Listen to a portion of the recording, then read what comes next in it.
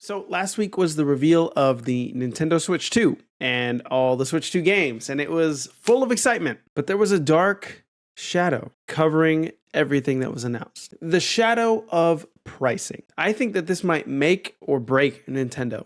I think it might make or break the whole industry as a whole. So let's talk about it. The Switch itself was priced at $450. Now, okay, starting with this, I understand that, year after year over year, everything costs more. And $450, while that is a lot of money, is not as much as a Sony PlayStation 5 Pro or whatever it's called. That's ridiculous. But, $450, it's understandable. But then you look into it further and $80 for Mario Kart World?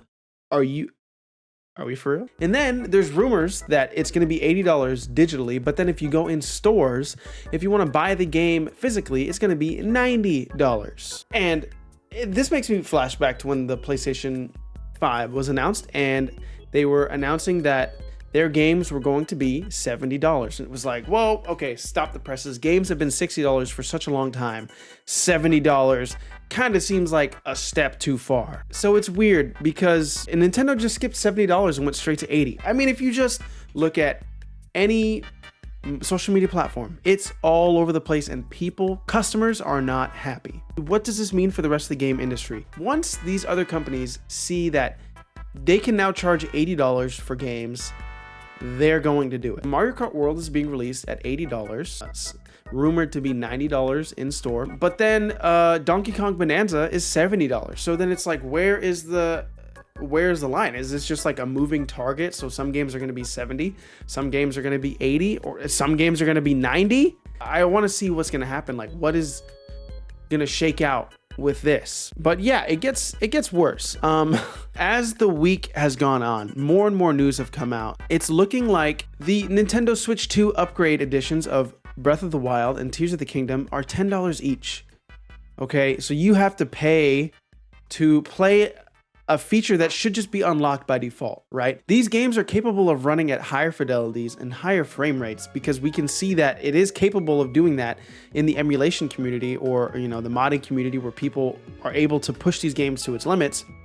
So we know that the games are capable of that. And then it's like Nintendo decided to paywall it. And they say, oh, but don't worry, if you have Nintendo Switch Online, you get it for free. So it's like, you're still paying for that, or you're perpetually paying for it now because it's Nintendo Switch Online is a subscription, so you're like perpetually paying for it. What is this going to mean for the rest of the industry?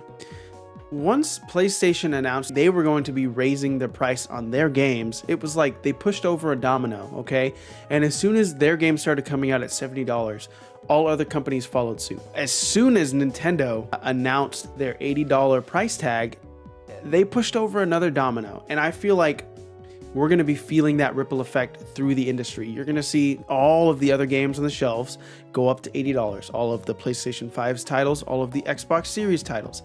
All of that is going to be going up to $80. Nintendo games rarely, if ever, go on sale. So when something is listed at $80, you're almost never going to see that go on sale. Mario Kart 8 Deluxe, you go to buy that brand new at GameStop, Walmart, Target, or wherever you want to buy it.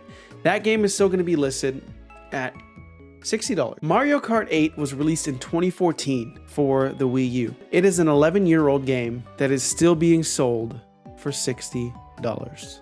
And when I started to think about that, it made me realize that maybe Nintendo aren't the good guys that I thought they were. Maybe they've always been this way. A lot of the Switch's early games were just re-released Wii U titles that when they were brand new on the Wii U, they were only $50 because that's the price of the Wii U games. But when they were re-released on the Switch, all of a sudden they were $60 for the exact same game, okay? With a few rare exceptions like Super Mario 3D World plus Bowser's Fury, and there's a few other games that I can't think of.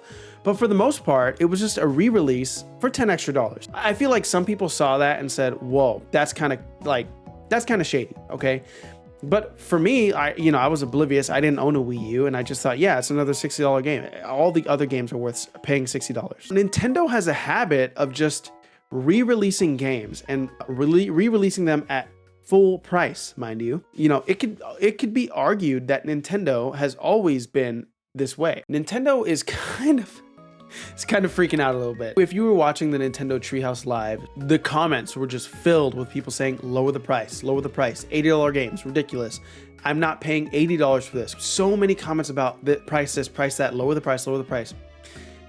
And I know Nintendo for a fact sees that, and that's something that they can't avoid. So because of the economic state of the world right now, and because of the situation in the United States that is having a ripple effect across the world, these tariffs that this current administration is putting into place or has put into place, Nintendo actually had to delay their pre-orders, delay it to a further date.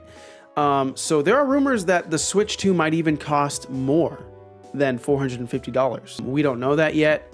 That news hasn't broken. If it does, Lord have mercy. I think Nintendo's going to be in trouble because there are rumors that it's going to go up from $450 to $600. So the worst case scenario is that we're not going to see as big of a success for the Switch 2 as we did with the Switch because of just a myriad of things, whether it was Nintendo's greed or it was, you know, these tariffs. But, you know, I feel like Nintendo already had prices before, you know, these tariffs. So they were planning on releasing these at this price before they even knew the situation with the tariffs. So it's like, you can't blame the tariffs for this stuff, because it's like the tariff is just the straw that broke the camel's back. The problem was already there before that. The high note is if we continue to see games getting priced higher and higher, we're going to see the indie game shine more, because it kind of seems that, you know, for the longest time, corporations, companies, other development studios have kind of lost sight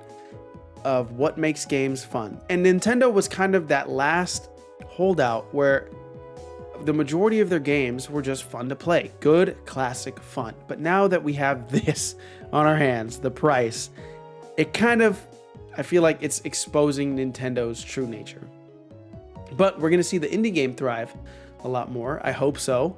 That's my hope, at least.